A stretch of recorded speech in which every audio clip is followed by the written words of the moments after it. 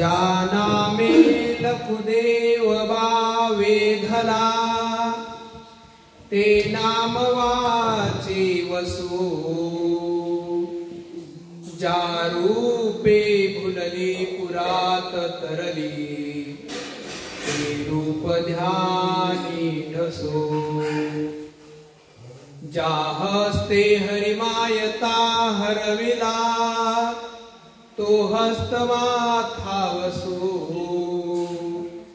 ज्या पादे मुनी नागदेव स्पर्शिला तो पाद भारी ठसो तो पाद भारी ठसो।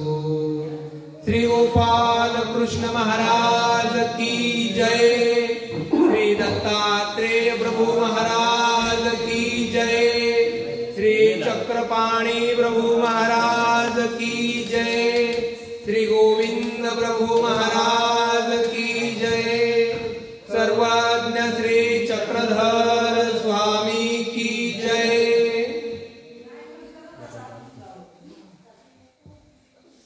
सर्वज्ञ सेवा वासनिक मंडळ महाराष्ट्र राज्य यांच्यातर्फे आयोजित आपला पंचवर्ष तपपूर्ती आणि नामस्मरण ज्ञान यज्ञ सोहळा आचरण सोहळा आज 25 डिसेंबर ख्रिसमसचा दिवस आणि आज आपण इथे या सोहळ्यासाठी जमलेलो आहोत। या सोहळ्यासाठीचे प्रमुख मार्गदर्शक इथे गेल्या 5 वर्षापासून जे आपली साधना करत आहेत, चर्येची साधना करत आहेत असे परमपूजनीय तपस्विराज पंजाबी म्हणजे आपले दुधाडे काकाजी, तसेच आपल्या या सोहळ्याचे प्रमुख प्रेरणास्थान आपल्या सर्वांचे मार्गदर्शक श्री भाईदेव मुनी महानुभाव बाबा, तसेच नाशिक जिल्ह्याच्या वतीने हा कार्यक्रम आयोजित करण्यात आला आहे। नाशिक जिल्ह्याच्या प्रमुख आयोजक श्री किरण भाऊ वडांगे तसेच सर्व पदाधिकारी आपला अमूल्य असा वेळात वेळ काढून इथे आलेले, कुणी अहिल्यानगरवरून आलेले, कुणी सोलापूर जिल्हा, कुणी नागपूर जिल्हा आणि महाराष्ट्रातील वेगवेगळ्या ठिकाणावरून आलेले सर्व वासनिक भिक्षुक आणि तसेच हे सत्र ऑनलाईन सोशल मीडियाच्या माध्यमाने ऐकणारे सर्व महाराष्ट्रातील भारतभरातील वासनिक भिक्षुक संत महंत सर्वांना मी सर्वप्रथम दंडवत प्रणाम करतो। जेव्हा आपले बाबा आणि किरण भाऊ इथे बाबाजींना भेटायला आले होते, काकाजींना भेटायला आले होते, तेव्हा काकाजींनी ठरवलं की आता आपल्याला 5 वर्ष पूर्ण होत आहे, तर 5 वर्ष पूर्ण होत आहेत त्याच्यामुळे एक आपण कुठला तरी एक नामस्मरण किंवा चिंतन सोहळा ठरवला पाहिजे। आणि किरण भाऊ तसेच बाबा पण तेव्हा सोबत होते आणि त्यांनी त्या गोष्टीला पूर्ण सहमती दर्शवली आणि एकमुखाने हा कार्यक्रम करण्याचं ठरवण्यात आलं। आणि किरण भाऊंनी पण सांगितलं की मला डिसेंबरमध्ये 24 डिसेंबर ते 1 जानेवारी पर्यंत सुट्ट्या आहेत आणि या सुट्ट्या लेखी लावण्यासाठी पूर्ण त्याचा उपयोग करण्यासाठी त्यांनी ह्या कार्यक्रमाची सर्व जबाबदारी स्वतः घेतली आणि हा कार्यक्रमाचं आयोजन सुरू झालं। आज त्याचा पहिला दिवस। मग आपल्या जे मंडळ आहे सर्वज्ञ सेवा वासनिक मंडळ, वासनिक मंडळामध्ये असं ठरवण्यात आलेलं आहे, पूर्वीपासून आम्ही पूर्वी बाबांना भाऊ म्हणायचो, भाऊंचं पूर्वीपासूनचं तत्व आहे बघा सज्जन हो, कुठलाही व्यक्ती, कुठलाही मंडळ, कुठलीही शाखा, कुठलीही संस्था आणि कुठलीही व्यक्ती शोभून दिसते ती तत्वाने। ज्यांच्याकडे तत्व आहे आणि तत्वांचं ते आचरण करत आहे, पालन करत आहे, तर ते नक्कीच समाजामध्ये आणि त्यांच्या ठिकाणी शोभून दिसतं. तसं भाऊंनी पूर्वीपासून दिलेलं एक तत्व आहे की जो बसलेला आहे तो उठला पाहिजे, जो उठलेला आहे तो चालायला लागला पाहिजे आणि जो चालायला लागलेला आहे तो धावायला लागला पाहिजे. तरच आपण आपल्या ध्येय पर्यंत पोहोचू शकतो, ध्येय गाठू शकतो. त्या तत्वाप्रमाणे नेहमीची आपली जी पद्धत आहे की सकाळी भिक्षुकांचं सत्र, दुपारी भिक्षुकांचं सत्र आणि संध्याकाळी वासनिकांचं सत्र, म्हणजे वासनिक सुद्धा या मंडळामध्ये पूर्ण महाराष्ट्रामध्ये तयार झाला पाहिजे, त्यांना बोलता यायला लागलं पाहिजे. म्हणून आपण ही तत्वप्रणाली तयार केलेली आहे.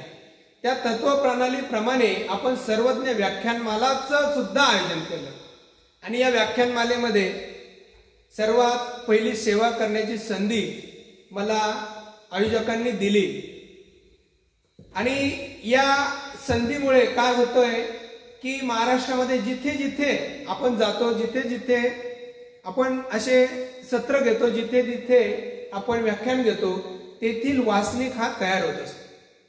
आणि वासनिक एकदा तयार झाला, त्याला ज्ञात गोष्टी झाल्या आणि धर्मामध्ये ज्या करण्यायोग्य गोष्टी आहेत त्यांची माहिती त्यांना होत गेली की त्यांना धर्म आचरण करायला सोपं होत जातं. तर आज जो विषय देण्यात आलेला आहे तो म्हणजे परमेश्वराचा भक्त परिवार. आणि त्याच्यामध्ये मी थोडंसं एक शब्द ऍड केला, तो म्हणजे मी पाहिलेला परमेश्वराचा भक्त परिवार. आता तुम्ही म्हणाल की पाहिलेला भक्त परिवार, आणि आपण जेव्हा भक्त परिवार बघतो तर आपण लीळा चरित्रामध्ये डोकावतो. सर्वज्ञांच्या संपूर्ण जीवन चरित्र ज्याच्यामध्ये गुंफलेला आहे असा मराठी मधला आद्य ग्रंथ लीळा चरित्र.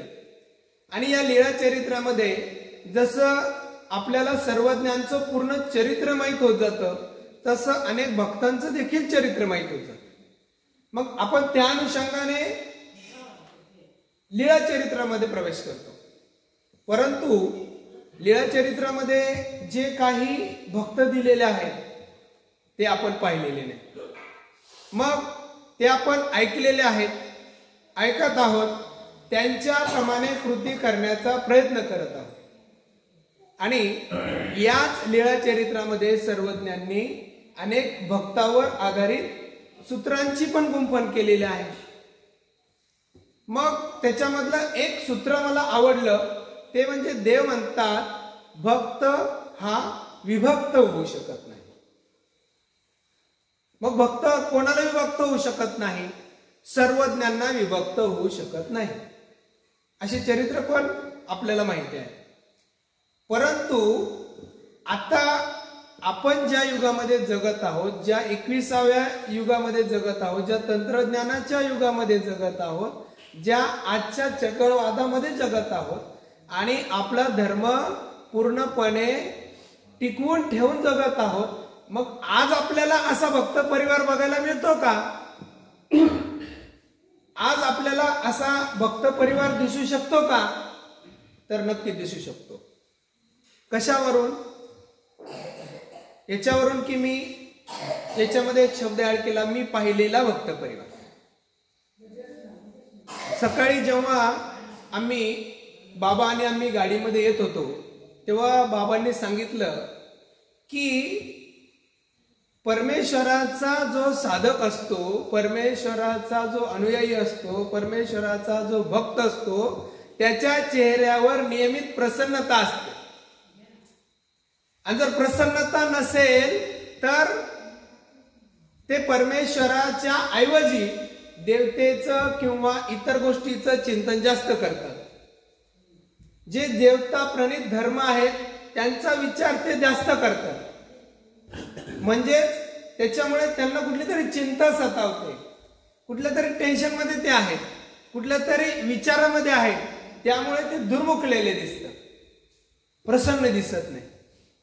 आणि मग जे प्रसन्न दिसतात नक्कीच ते परमेश्वराच्या परीवर आहे. परमेश्वराने जी परी सांगितलेली आहे त्या परीवर आहेत आणि परमेश्वराने सांगितलेल्या आचरणावर आहेत. नक्कीच ते परमेश्वराचे भक्त आहेत. त्याच्यामध्ये मी पाहिलेल्या परमेश्वराच्या भक्त परिवारामध्ये मला पहिल्यांदा असं जाणवलं, मी माझ्या परीने तो विचार केला आणि मला ते भावलं. ते मी आज आयोजकांच्या वतीने बोलण्याचा प्रयत्न करणार आहे. तर मला पहिल्यांदा जे जाणवले ते म्हणजे आपल्या मंडळाचे अध्यक्ष माननीय श्री किरण भाऊ भडांगे. सुरुवातीला सांगितलं बघा, परमेश्वराने आपल्या लीळाचरित्रामध्ये सांगितलेले की भक्त अविभक्त राहू शकत नाही. परमेश्वराजवळ असेल, परमेश्वराचं सन्निधान असेल तर ते परमेश्वरापासून विभक्त राहणारच नाही. परंतु आज आपल्याला परमेश्वराचं श्रीमूर्तीचं सन्निधान नाहीये.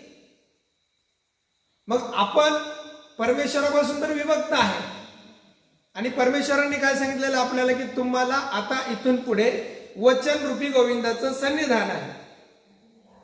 अशा वचनरूपी गोविंदाचं आपण जे सन्निधानात आहेत, वचनरूपी गोविंदाच्या सन्निधानातून जे विभक्त होत नाही तेच भक्त आहेत. मग विचार करा, किरण भाऊंना ही 10 दिवसाची सुट्टी आहे. 10 दिवसाची हिवाळ्याचे दिवस आहेत. हिवाळ्याच्या दिवसामध्ये आणि ह्या कालावधीमध्ये बरेच जण पर्यटनाला जातात, कुठे दुसऱ्या राज्यामध्ये जातात किंवा आपल्या पद्धतीने आपले कामं वगैरे करू शकतात. परंतु त्यांना जेव्हा कळालं की आता 10 दिवस आहेत, आपल्याला हे 10 दिवस कारणे लागले पाहिजे, म्हणजे विभक्त नाही व्हायचे. या परमेश्वराच्या ज्या वचनापासून आहे त्याच्यापासून विभक्त नाही व्हायचे. मग काय करायचंय, आपल्याला ज्ञान घ्यायचंय. ज्ञान घेतलं पाहिजे, जास्तीत जास्त ज्ञान आपण मिळवलं पाहिजे. त्याच्यासाठी त्यांनी सतत प्रयत्न केला आणि स्वतः ती जबाबदारी घेतली. स्वतः पूर्ण 2 दिवसापासून त्यांनी भाजीपाला, गहू, किराणा हे स्वतः केले. त्यांनी ते घेऊन आले, काकाजींना घेऊन आले, सर्व नियोजन लावलं. मंडळातल्या सर्व पदाधिकाऱ्यांना, वेगवेगळ्या जिल्ह्यातल्या लोकांना त्यांनी स्वतः फोन केले. त्याच्यानंतर इथं आल्यानंतर इथली पण व्यवस्था त्यांनी लावली. आता तुम्ही फोनवर ऐकत असाल, एक जण कुठून औरंगाबाद येत होते, त्यांची येण्याची ते आले, त्यांना घ्यायला मुलांना पाठवलं, त्यांना घरी घेऊन जाणार, म्हणजे ही सगळी व्यवस्था त्यांनी लावली, स्वतःच्या खांद्यावर घेतली. हे काय आहे तर परमेश्वराच्या भक्तीचं लक्षण आहे.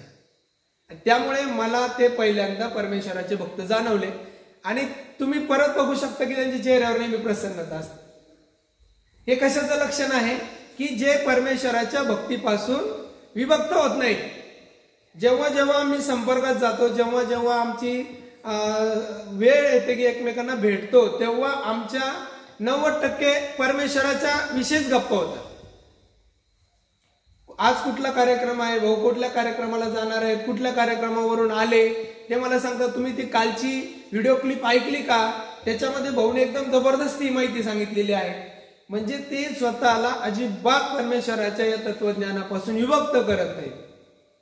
म्हणून मला जाणवलेले, मी पाहिलेले सर्वात प्रथम भक्त मी त्यांना बघतो.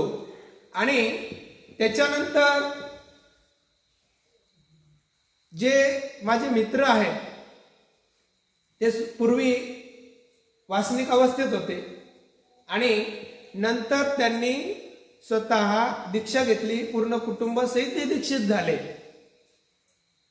ते म्हणजे आमचे मित्र पूर्वाश्रमीचे सुनील भाऊ कासार आणि आत्ता त्यांनी जाधववाडी येथे दीक्षा घेतलेली आहे असे की श्री सुधामुनी अंकुळनेरकर. मला जाणवलेले भक्तांच्या यादीमध्ये मी दुसऱ्या नंबरला त्यांना ठेवतो की 2 नंबरला मला ते जाणवले. कसे तर जेव्हा त्यांनी उपदेश घेतला आणि उपदेश घेतल्यानंतर त्यांनी सेवा घेतली, भाऊंच्या सोबत राहायचे, म्हणजे आपल्या बाबाजींच्या पूर्वी ते संगतीत असायचे नियमित. आणि सर्वात महत्वाचा गुण बाबांनी पण आपल्या दुसऱ्या सत्रामध्ये सांगितलं बघा, हजारे व्याललीराज रिद्धपूरला ते सेवा करायची. कोणती सेवा करायचे? जे विष्ट आहे अक्षरशः, जी पण घाण आहे रिद्धपुरामध्ये पडलेली ती स्वतः उचलायची आणि बाहेर नेऊन टाकायची. परमेश्वराने त्यांना केवढं मोठं पद दिलं. तसेच हे सुधामुनी तिथं गेल्यानंतर, मार्गात गेल्यानंतर ते पहिलं टॉयलेट बाथरूम स्वच्छ करण्याची सेवा घ्यायची. स्वतः हिरिरीने भाग घ्यायची आणि ती सेवा प्रथमतः करायची. आम्ही जरी म्हटलो की नाही आम्हाला द्या, ते म्हणायचे नाही, ही सेवा आता बुक झालेली आहे, ही सेवा मीच करणार. आणि ती सेवा करायचे. परमेश्वराने असा योग आणून दिला त्यांना. एकाच दिवशी योग आला आणि एकाच दिवशी त्यांनी परमेश्वराच्या वचनावर ठाम राहिले आणि एका दिवशी स्वतः, त्यांची पत्नी, त्यांच्या 2 मुली, एकाच दिवशी 4 जणांनी दीक्षा घेतली. दीक्षा घेतल्यानंतर जाधववाडीच्या आश्रमामध्ये गेल्यानंतर सुद्धा आता सुद्धा ते तिथला व्यापार करतात. कोणता व्यापार करतात? जे अति अशक्त भिक्षुक आहेत, की ज्यांना उठवत नाही, चालवत नाही, बोलवतही नाही काहींना, तर असे भिक्षुक आहेत की जे हातवारेच करू शकतात. यांना 3 भाषा येतात. मराठी येते, गुजराती येते आणि खानदेशी येते. म्हणजे कुठलाही भिक्षुक असला की ते त्यांना प्रेमाने आपुलकीने जवळ करतात आणि पडेल ती सेवा ते आनंदाने करतात. बऱ्याच वेळा आम्ही जेव्हा त्यांना फोन करतो तर ते म्हणतात, सर काही अर्जंट काम आहे का? नाही असेल तर नाही, आता सेवेत आहे, तुम्हाला मी नंतर फोन करतो. हे त्यांचं जर त्यांना फोन केला तर बहुतेक वेळा हेच उत्तर असतं. म्हणजे सेवेमध्ये इतकं त्यांनी स्वतःला गुंतवून घेतलेलं आहे. त्याच्यानंतर त्यांच्या ज्या 2 मुली आहे, तर त्यांनी पूर्ण लक्षण स्थळ, आचार स्थळ, विचार स्थळ, आचार मालिका, विचार मालिका याचं यथातथ्य ज्ञान ते घेत आहे. आणि जर कधी योग आला तर तुम्ही त्यांचं हस्ताक्षर बघा.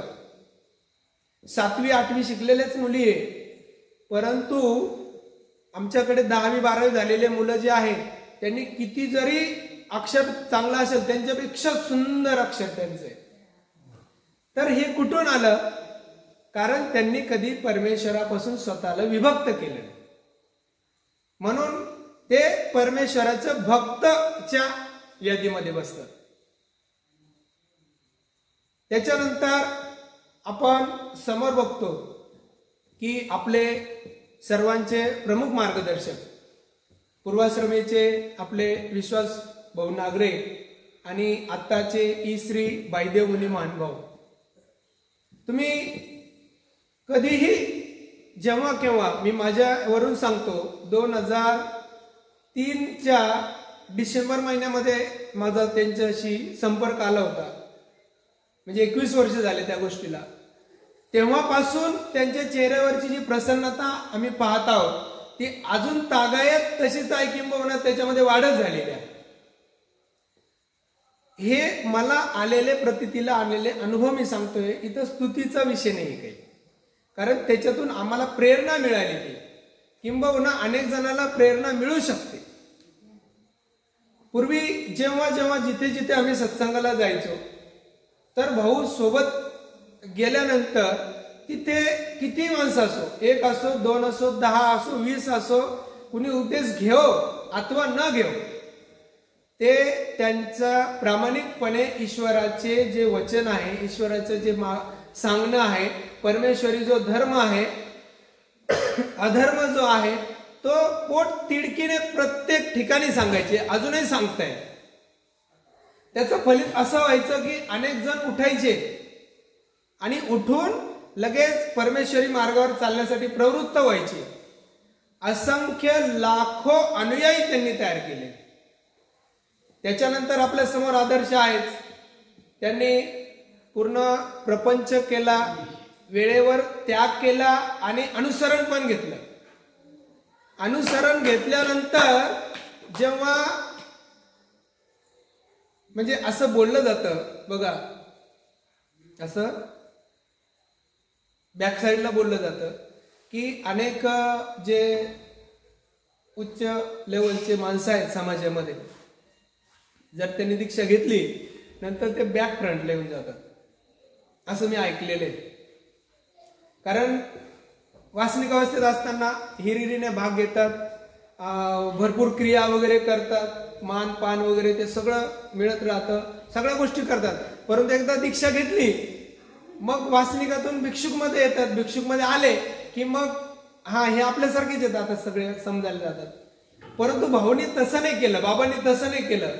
तो धर्म जास्तीत जास्त लोकांपर्यंत कसा जाईल, परमेश्वरीय धर्म जास्तीत जास्त लोकांपर्यंत कसा जाईल.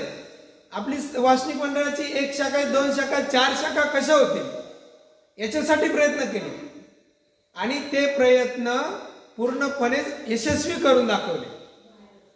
भाऊंचे वेगवेगळ्या ठिकाणी सत्संग असतात, व्याख्यान असतात, व्याख्यानमाला असतात, त्या ठिकाणी तो वर्ग अतिशय चांगल्या पद्धतीने तयार होतो. त्यानंतर नवरात्रामधला अनुभव सांगतो. नवरात्रामध्ये सांगलीचे पाटील म्हणून थोडस त्यांना दृष्टीदोष आहे, तर ते आले, त्यांनी त्यांचा अनुभव सांगितला की मी धर्म अंदाजाने करू नये, ही युट्यूबवर फक्त ऐकलं बघितलं, म्हणजे अध्यात्म करायचं आहे तर अध्यात्म करायचं तर कुठल्या तरी इतर संप्रदायाची क्लिप त्यांनी ऐकली आणि त्याच्याच खाली भाऊची क्लिप होती धर्म अंदाजाने करू नये. मग काय आहे हे म्हणून फक्त त्यांनी ऐकलं, दृष्टीदोष आहे, त्यांना दिसायला थोडीशी अडचण आहे, परंतु त्यांनी ऐकली आणि लगेच त्यांनी भाऊचा संपर्क नंबर घेतला, संपर्क केला आणि म्हणे मला उपदेश घ्यायचा. भाऊंकडून त्यांनी उपदेशही घेतला. नवरात्राला आले, 2 महिन्यातच लगेच नवरात्राला आल्यानंतर त्यांची अनुसरणाची तयारी झाली. अनुसरणाची तयारी झाली. पुढच्या वर्षी त्यांनी अनुसरणही घेतलं. मला कमाल याची वाटली की त्यांनी भाऊंना म्हणे की आमच्याकडे गावात या आणि गावात येऊन आमच्या गावामध्ये सत्संग घ्या. जेव्हा बाबा त्यांच्या गावी गेले, गावी गेल्यानंतर पूर्ण ते गाव जे आहे ते व्हेजिटेरियन नाहीये, नॉन व्हेजिटेरियन आहे. सर्वजण मांसाहार करणारे. त्या गावामध्ये जेव्हा सत्संग घेतला तर बाबांनी त्यांना असं नाही सांगितलं की कोण उपदेश घेणार, हे नाही सांगितलं. त्यावेळेला काय सांगितलं की याच्यामधून कोण मांसाहार सोडणार त्यांनी वर हात करा. आणि त्याच्यामधून एक मुलगी 10 वर्षाची आणि एक माणूस त्यांनी डेअरिंग केली, ते वर हात केला, ते उभे राहिले आणि ते म्हणाले की आम्ही आजपासून मांसाहार करणार. हे कशाचं लक्षण आहे? हे परमेश्वरीय भक्त असल्याचं लक्षण आहे. म्हणून आपल्या समोर प्रमुख आत्ता आपण पूर्वी मी आधीच सांगितलं की आपण लीळा चरित्रामध्ये अनेक भक्त आहेत, त्यांचं प्रेरणा अतिशय खरी आहे, परंतु ते आपण पाहिलेले नाही, ते ऐकलेले. पण आज आपल्या समोर असे भक्त आहेत की ज्यांच्याकडून आपण प्रेरणा घेऊ शकतो. आणि प्रेरणा घेऊन कसं राहतं, पुन्हा ऐकण्यापेक्षा जे समोर बघितलेलं आहे.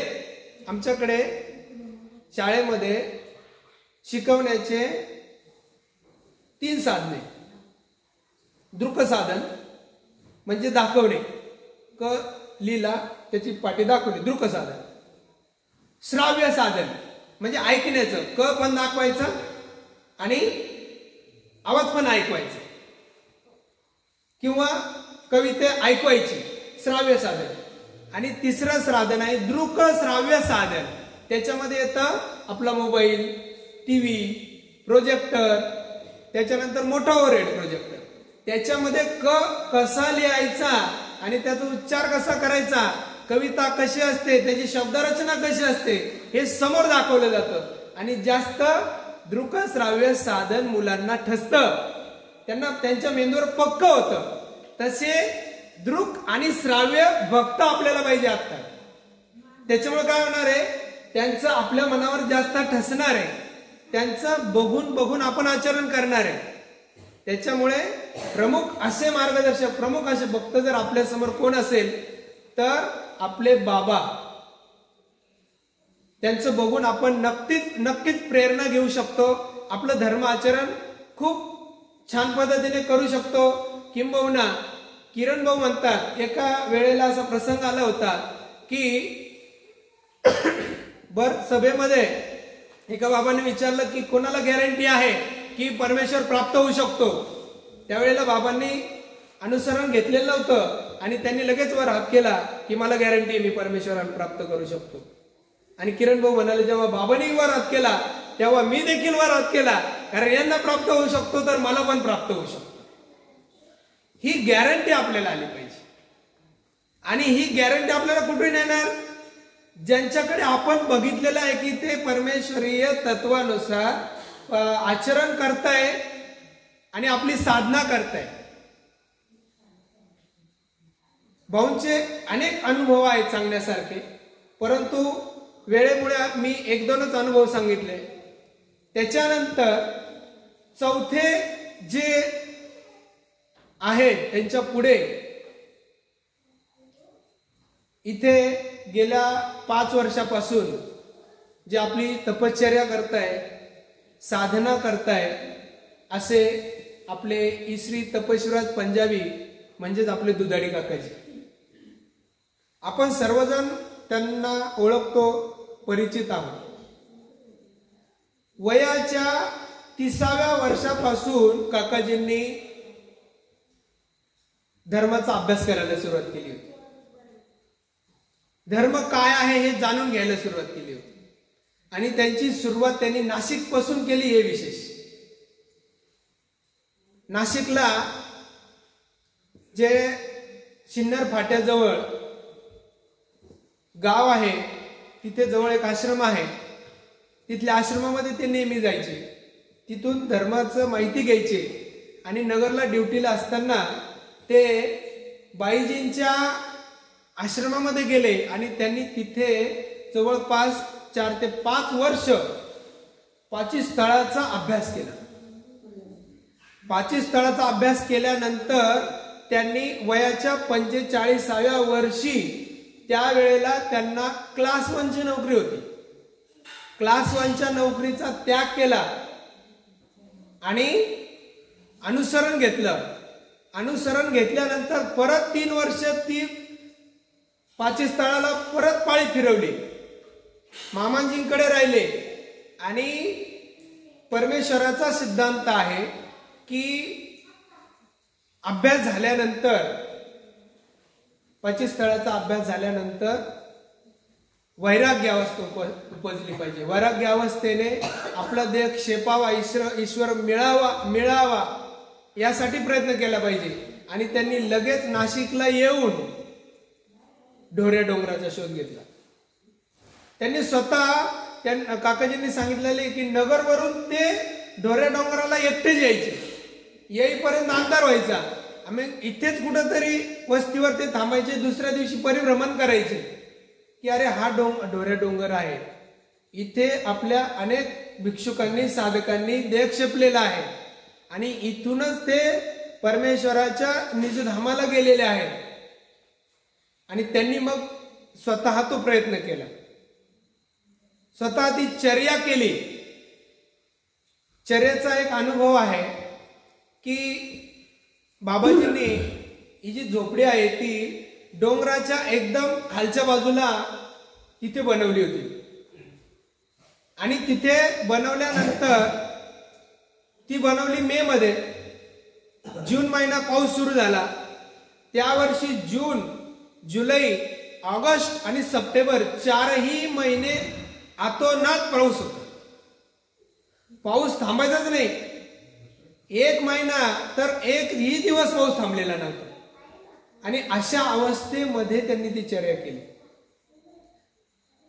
ती छत्री, पूर्ण घोंगटा आणि सगळं असूनही सगळं ओलं व्हायचं. छत्री आहे, घोंगटा आहे, ते तरी सगळं ओलं व्हायचं. ओल्या कपड्यानिशी ते इथं यायचे, भिक्षा करायचे, परत जायचे, पूर्ण ओले झालेले. आणि मग काकाजी सांगायचे की कपडे वाळायला विषयच नाही, ते कपडे अंगावरच्या उष्णतेने वाळायचे आणि दुसरे कपडे घालता यायचे नाही. त्या दुसरे जे त्यांचे वस्त्र होते अक्षरशः ते वस्त्र बुरी येऊन काळे होऊन खराब झाले 1 महिन्यामध्ये, कारण वस्त्र बदलायला वेळच भेटला नाही. अशा अवस्थेमध्ये त्यांनी चर्या केली. 5 वर्ष साधना करणं सोपी गोष्ट नाही. एकाच जागी एकाच ठिकाणी 5 वर्ष राहून आपल्या तत्वावर ठाम राहून साधना करणं सोपी गोष्ट नाही. आणि त्याच्यामध्ये त्यांना जोडीदार असलेला त्यांचा दुर्धर आजार, त्या आजाराला घेऊन तर ते एवढे लढले की हद्द संपली, तरी ते आजाराला कधी घाबरले नाही. आणि आताही तुम्ही कधी जाऊन बघा, त्यांच्या चेहऱ्यावर तुम्हाला कधी प्रसन्नताच जाणवेल. हे कशाचं लक्षण आहे? तर हे परमेश्वराचं भक्त असल्याचं लक्षण आहे. त्याच्यामुळे काकाजी हे एक चर्यावंत म्हणून आपल्यासाठी आणि आपल्यासारखंच प्रपंचात राहून त्यांनी अनुसरण घेतलं, पाचस्थळाचा अभ्यास केला, पाचस्थळाचा अभ्यास करून चर्या ही सफल संपूर्ण केली. म्हणून आपल्यासाठी ते एक परमेश्वराचे भक्त आहेत, आपण पाहिलेले भक्त आहेत. त्याच्यानंतर साधारण 5 वर्षापूर्वी ज्यांनी इथेच देह क्षेपला अशा एक तपस्विनी आई इथे होऊन गेल्या. त्यांच्यावर पूजनीय बाबाजींनी पुस्तक सुद्धा लिहिलेलं आहे, मी पाहिलेली नाती नागाईचा. हे पुस्तक जेव्हा तुम्ही वाचाल पूर्ण, तुमच्या डोळ्यातून अश्रू आल्याशिवाय राहणारच नाही. इतकं सद्गदित हृदयाने बाबांनी ते पुस्तक लिहिलेले. बाबांना जेव्हा त्यांचा भेटण्याचा योग यायचा, तर अक्षरशः अर्ध्या तासानंतर त्या म्हणायच्या तुम्ही आता जाऊ शकता. कधीच कुठला भिक्षुक आल्यानंतर जा असं म्हणत नाही, त्या म्हणायच्या, कारण त्या त्यांच्या साधनेमध्ये गर्क असायच्या. त्या ग्रेट कशामुळे आहे की एक स्त्री असून नाती नागाईचा नंतर आपल्याला जास्त स्त्रिया बघण्यात आलेल्या नाहीत, किंवा काही जणांना बघण्यात आलेल्या असू शकतात, पण आमच्या बघण्यामध्ये त्या एक होत्या. त्या जेव्हा एकदा आजारी पडल्या, नाशिकला आल्या होत्या.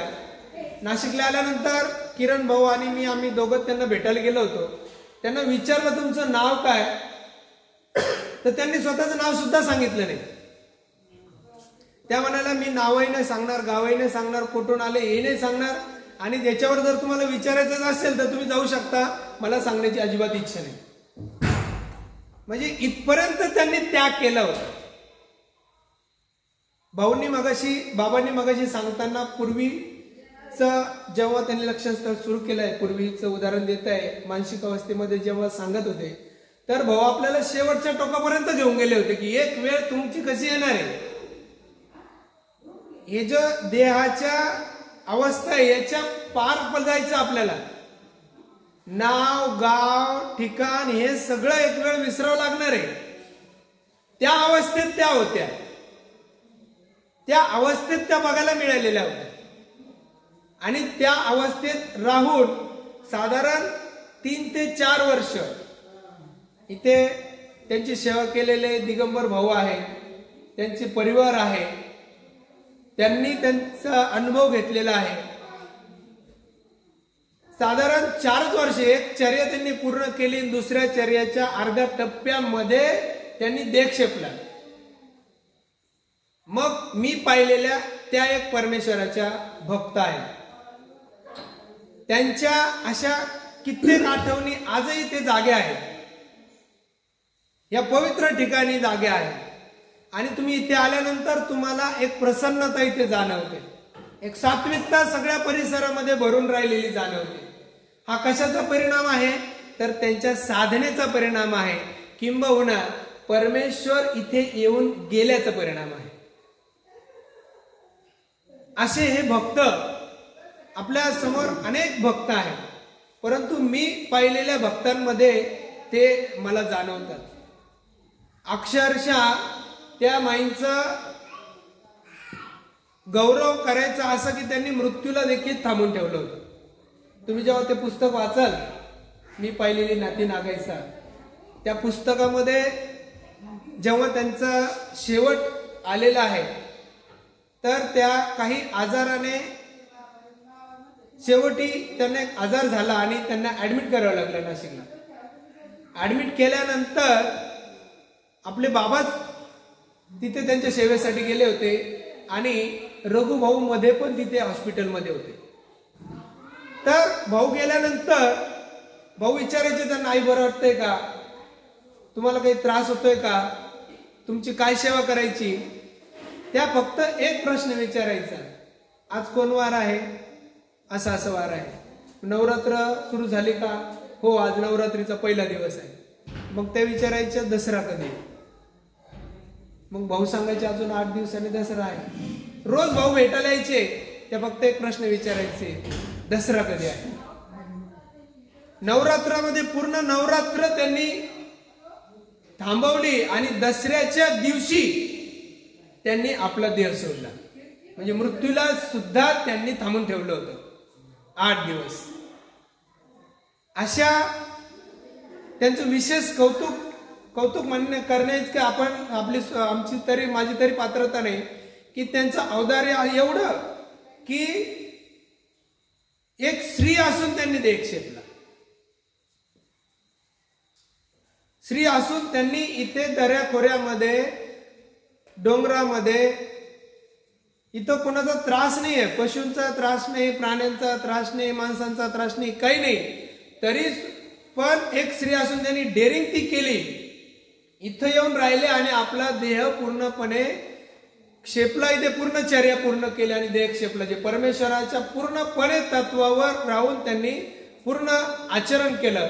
म्हणून त्या एक आपल्यासाठी मी पाहिलेली भक्त म्हणून असू शकतात. त्याच्यानंतर परमेश्वराच्या लीलाचरित्रामध्ये जे लीलाचरित्र आहे त्याच्यामध्ये अनेक भक्त आलेले आहेत.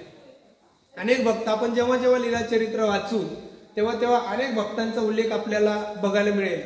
पूजनीय आचार्य आहेत, पूजनीय माईमभट्ट आहेत, पूजनीय महादाईसा आहेत, पूजनीय सादाईसा आहेत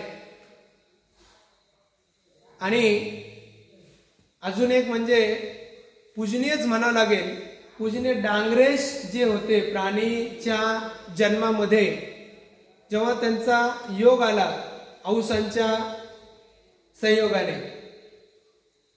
तर वेद निर्माण झाला डांगरेशांना आणि ते देवाच्या सोबतच राहायचे, श्रीमूर्ती निहाळत राहायचे.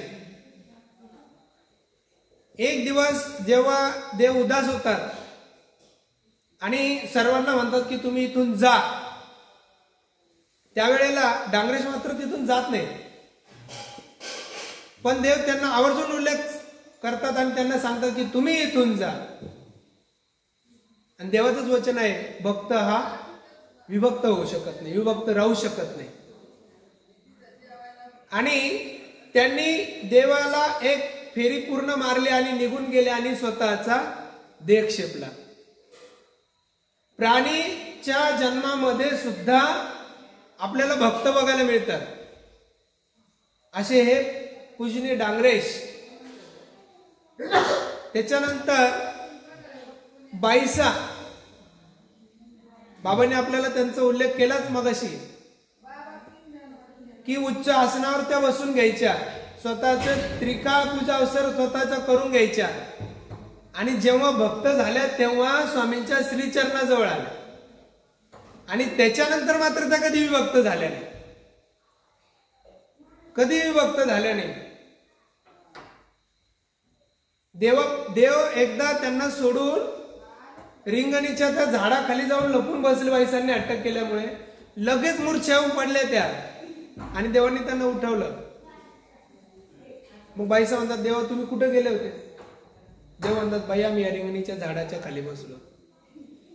ते म्हणाले की आता इथून पुढे असं नका करू. देव म्हणाले आता नाही करणार. त्यानंतर जेव्हा लीळाचरित्राचा शेवटचा कालावधी आहे त्यावेळेला त्यांना चुकीची बातमी फक्त ऐकायला मिळाली पाहिजे. ती बी चुकीच्या बातमीवर सुद्धा विश्वास ठेवून त्यांनी त्या क्षणी आपला देह त्याग केला. भक्त हा स्वतःला परमेश्वरापासून विभक्त ठेवू शकत नाही. श्रीकृष्ण महाराजांचे पण भक्त आपल्याला बघायला मिळतात. द्रौपदी आहेत, कुंती माता आहेत, रुक्मिणी देवी आहे. त्यानंतर कलियुगामध्ये त्यांची भक्त असणारी मीराबाई ह्या पण त्यांच्या भक्त आहेत. एक परमेश्वर म्हणून श्रीकृष्ण महाराजांकडे बघायचे. त्यांचं एक वचन होतं, ते नेहमी टीव्हीवर दाखवतात. त्या म्हणतात की त्यांच्या आईचा आणि त्यांचा संवाद आहे. आई त्यांना मीराबाईंच्या मागे लागते, अगं मीरा लग्न कर लग्न कर लग्न कर. मग मीराबाई म्हणतात, आई तू तुझ्या पतीला परमेश्वर मानते, बरोबर, तू तुझ्या पतीला परमेश्वर मानते, मग मी परमेश्वराला जर माझा पती मानलं तर माझी चूक काय? आणि म्हणायचं की हा जो परमेश्वर आहे मुरलीवाला हाच माझा पती आहे आणि जन्मभर मी यालाच वरणार आहे आणि याच्याच सोबत राहणार आहे. किती विश्वास त्यांना. त्यांनी त्यांच्या सासूने अशी कथा आहे, एकदा त्यांचा परीक्षा बघायचे ठरवलं मीराबाईंची, की ही खूप कृष्ण कृष्ण कृष्ण कृष्ण करते, बघूया हिचा कृष्ण हिला वाचवतो का. आणि असं म्हणतात की विषाचा भरलेला ग्लास पाणी म्हणून दिला, की घे पाणी पी. आणि श्रीकृष्ण अर्पण म्हणून श्रीकृष्णांचं नाव घेऊन त्यांनी तो पिला, तर त्या पेलावर विषाने सुद्धा त्यांना काही झालं नाही. हे आपल्यासाठी लागू होत नाही, कारण त्यांची श्रद्धा परमेश्वरावर तेवढी होती, त्यांचा विश्वास परमेश्वरावर तेवढा होता. त्यामुळे श्रीकृष्ण महाराजांच्या आजच्या कलियुगामधल्या भक्त पण आपल्याला बघायला मिळतात. असे अनेक भक्त चरित्रामध्ये आलेले आहेत. आपण पण स्वतः पाहतो आहे. आपल्याला जिथे जिथे जे ही वासनिक परमेश्वराच्या तत्वाप्रमाणे वागत आहेत, जे ही भिक्षुक परमेश्वराच्या तत्वाप्रमाणे वागत आहेत, जे ही साधू साध्वी परमेश्वराच्या तत्वाप्रमाणे वागत आहेत, आपल्यासाठी ते सगळे भक्तच आहेत आणि त्यांचा आदर्श आपण नक्कीच घेऊ शकतो. लीळा चरित्रामध्ये अनेक भक्त आपल्याला आलेले आहेत, ऐकायला आलेले आहेत, परंतु आपल्याला दृकश्राव्य पाहिजे. काल जेव्हा मी वर्गामध्ये गेलो होतो, कालचाच अनुभव, तर मुलांनी प्रार्थना म्हटली दुपारी आमच्याकडे, श्री जगद्गुरु, हे जगद्गुरु महाराज सुखाचा दानी, ही प्रार्थना सगळेजण म्हणतात. परंतु ती प्रार्थना म्हणायच्या आधी मी त्यांना म्हणलं, अरे हे प्रार्थना का बरं म्हणायची आपल्याला? मुलं म्हणाले, सर तुम्ही म्हणण्याची सांगता म्हणून आम्ही म्हणतो. म्हटलं तसं नाही. तुम्ही घरी येऊन आज आलात, चांगले टापटीप होऊन आलात, रोज आपण आंघोळ करतो, स्वच्छता करतो, शरीराची पूर्ण स्वच्छता करतो, स्वच्छ झाले तुम्ही. परंतु मन शरीर स्वच्छ झालं, साबण लावली, शॅम्पू लावला, सगळ्यांनी आपलं शरीर स्वच्छ झालं. मन कसं स्वच्छ करायचं? मन कसं स्वच्छ करायचं? मग त्याच्यातली एक मुलगी म्हणाली, आणि जी म्हणाली मला तिचं विशेष कौतुक वाटलं, ती उपदेशाच्या घरातली मुलगी आहे. ती म्हणाली, सर प्रार्थना म्हणायची मग आपलं मन स्वच्छ होतं. यासाठी टाळ्या वाजवायला लावल्या आम्ही सगळ्यांनी. म्हटलं बरोबर आहे, प्रार्थना म्हणायची मग आपलं मन स्वच्छ होतं. पण मग म्हटलं, अरे तुमचं मन मळालं कशाने? परत त्यांच्यासमोर प्रश्न उपस्थित केला. शरीर मळालं ते स्वच्छ केलं, पण तुमचं मन मळालं कशाने ते स्वच्छ करायला? ते परत प्रश्नार्थक नजरेने माझ्याकडे बघायला लागले. म्हटलं आपलं मन मळालं कशाने? आपण खोटं बोलतो, आपण एकमेकांशी भांडणं करतो, कट्टी घेतो, शिव्या देतो, आईला उलट बोलतो, आजीने काम सांगितलं म्हणतो जाय मी नाही करत, याने आपलं मन मळत असतं. आणि हे मळलेलं मन स्वच्छ करण्यासाठी त्यांना सांगितलं रोज आपल्या देव पूजेसमोर सकाळी बसायचं, हात जोडायचे, संध्याकाळी दिवे लागणीला, मग दिवे लागण काय असते हे पण समजून सांगितलं. दिवे लागणीला आपल्या देवपूजेसमोर बसायचं. मग तुमचा देव कोणताही असेल, श्रीकृष्ण असेल, राम असेल, तुमची सप्तशृंगी माता असेल, अल्लाह असेल, काही मुस्लिम पण मुलं आहेत आमच्याकडे, येशू असेल, उद्या ख्रिसमस आहे म्हटलं तर समोर बसायचं आणि ती प्रार्थना म्हणायची, हे जगद्गुरु महाराज सुखाचा दानी. आणि ही प्रार्थना म्हटल्यानंतर आईच्या पाया पडायचं, वडिलांच्या पाया पडायचं, आजीच्या पाया पडायचं आणि त्यांची माफी मागायची. माझ्याकडून तुम्हाला काही बोललं गेलं असेल, मी म्हटलं असेल, उद्धटपणे बोललो असेल तर मला क्षमा करा. देवाला पण म्हणायचं मी काही चुकीचं बोललो असेल दिवसभर, कुणाला खोटं बोललो असेल, सरांना खोटं बोललो असेल. मग ते हसायला लागले, नाही सर आम्ही तुमच्याशी खोटं नाही बोलत. म्हणलं बरं मी कधीतरी पकडून दाखवतो. आणि मग आपलं मन शुद्ध होतं.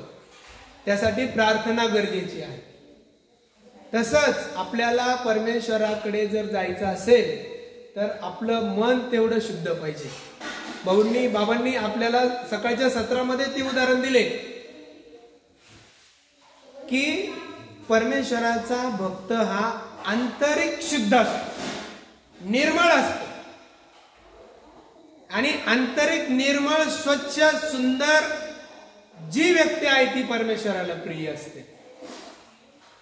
असेच मनुष्यानाम से श्रेष्ठ असेच व्यक्ती परमेश्वराकडे येत असतात आणि आपली नित्य साधना उपासना करून परमेश्वराला प्राप्त करत असतात. असे अनेक भक्त आपल्याला आपल्या जीवनामध्ये बघायला मिळतात. आज या व्याख्यानमालेमध्ये, सर्वज्ञ व्याख्यानमालेमध्ये मला पहिली सेवा करण्याची महाराष्ट्र राज्य सर्वज्ञ सेवाश्रम मंडळाच्या वतीने संधी मिळाली. माझ्याकडून काही चुकलं असेल, बोलण्यामध्ये काही चूक झाली असेल तर मी दिलगिरी व्यक्त करतो, क्षमा मागतो आणि ही सेवा परमेश्वराच्या चरणी, काकाजींच्या चरणी समर्पित करतो आणि धन्यवाद व्यक्त करतो. दंडोत प्रणाम. सर्वज्ञ श्री चक्रधर स्वामी की जय. धन्यवाद सर. या ठिकाणी सर्वज्ञ सेवाभासिक मंडळाचे नाशिक शाखाचे उपाध्यक्ष परमार्ग सेवक भगवान बारकेचे सर या ठिकाणी आपल्या या वास्तविक माल्याच्या प्रथम सत्रामध्ये उपस्थित राहून त्यांनी आपली सेवा आपल्याला दिली. ही सेवा देत असताना जेव्हा मी त्यांना फोन केला होता की सर तुम्ही कोणता विषय घेणार, तर आमची चर्चा झाली आणि त्यांचा विषय परमेश्वराचं अलौकिकत्व असा विषय होता आणि परमेश्वराचा भक्त परिवार हा माझा विषय होता. पण नकळत ते बॅनर छापताना ते खालीवर कसं काय झालं मलाच कळालं नाही आणि त्यांना खूप संधी चांगली भेटली.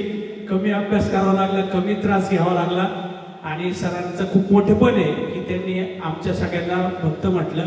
आम्ही भक्त नाही आहे सर, आम्ही फक्त एक सेवक आहे. ज्या दिवशी आम्ही भक्त होणार त्या दिवशी आम्ही जसं बाईसा गेल्या प्राप्तीला, जसे डांगरेज गेले त्याप्रमाणे आम्ही सर्व प्राप्तीला जाऊ. पण आपण सुद्धा परमेश्वराच्या या सेवेमध्ये हिरिरीने सहभाग घेत असतात. तुमचं सुद्धा खूप योगदान या मंडळाला असतं. त्याबद्दल मी तुमचे खूप खूप आभार व्यक्त करतो आणि आजचं हे संध्याकाळचं व्यासपीठ मालेचं सत्र संपलं असं मी जाहीर करतो. दंडोत प्रणाम. सर्वज्ञ श्री चक्रधर स्वामी की जय.